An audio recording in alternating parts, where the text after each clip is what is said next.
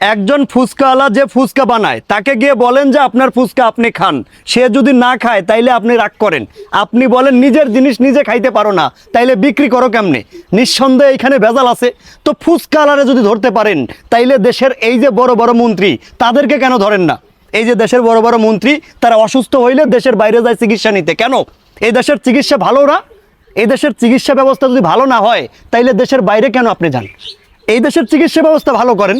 আপনি যে স্বাস্থ্যমন্ত্রী সাহেব, এই দেশের চিকিৎসা ব্যবস্থা যদি উন্নতি আপনি নাই করতে পারেন তাইলে কাজটা হইল কি, লাভটা হইল কি? এই যে মির্জা আব্বাস সাহেবের ট্রিটমেন্ট নেওয়ার জন্য দেশের বাইরে যেতে হয় কেন? এদেশের এমপি সে এদেশের চিকিৎসা নিবে। এদেশের চিকিৎসা ব্যবস্থা আপনি সেই পর্যায়ে নেবেন যে পর্যায়ে গেলে এমপি, মন্ত্রী এবং মাননীয় প্রধানমন্ত্রী পর্যন্ত এই দেশের চিকিৎসা নিতে পারবে। একজন ফুচকাওয়ালাকে যদি আমরা ধরতে পারি তাইলে এই যে দেশের বড় বড় কর্মকর্তাদের কেন ধরতে পারি না?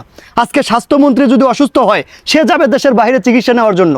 এইটা হইল আপনি দেশের স্বাস্থ্যমন্ত্রী, আপনি দেশের ট্রিটমেন্ট নিতে পারবেন না। যদি নেওয়া নাই যায়, আমি মানছি যে এদেশের ট্রিটমেন্ট হয়তো বা আপনার উপযোগী হবে না। তো আপনার যদি উপযোগী না হয় তাইলে আপনার উপযোগী করে তোলেন। আপনি তো স্বাস্থ্যমন্ত্রী, আপনার কাজই তো এই এদেশের চিকিৎসা ব্যবস্থা ভালো করবেন, এদেশের ট্রিটমেন্ট যেন ভালো হয়, এইটা তো আপনি দেখবেন নাকি? তো আপনি যেন চিকিৎসা নিতে পারেন, এদেশের চিকিৎসা ব্যবস্থা সেই পর্যন্ত নিয়ে যান আপনি যে আপনি এই দেশের চিকিৎসা করাতে পারবেন। এই যে দেশের মধ্যে ব্যাঙের ছাতার মতো ডায়াগনস্টিক দিয়ে বইরে গেছে, সিজার করতে গেলে বাচ্চা মেরে ফেলে, সিজার করতে গেলে মা মেরে ফেলে, এই যে বিষয়াদিগুলো এটা হরহামেশে ঘটতেছে। তারপরেও এই হসপিটালগুলো বন্ধ করা হয় না, সিলগারা করা হয় না। দেশের মধ্যে অসংখ্য হসপিটাল আছে যেইখানে ভুল ট্রিটমেন্ট হয়। এগুলো দেখবে কে? এগুলো দেখার দায়িত্ব কার? না না ভাই, আমার কথা আপনার মনে কষ্ট লাগতে পারে, আপনি ভাবতে পারেন হাসিম ভাই এভাবে কেন কথা বলে।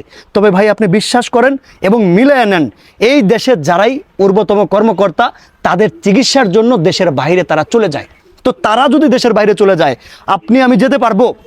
আপনি আমি যেতে পারবো কিনা? না না, চিন্তাটা তো আমার এবং আমার পরিবার নিয়ে, দেশের বড় বড় কর্মকর্তা নিয়ে তো চিন্তা করি আমার লাভ নাই। আমি চিন্তা করব আমাকে নিয়ে, আমার পরিবারকে নিয়ে।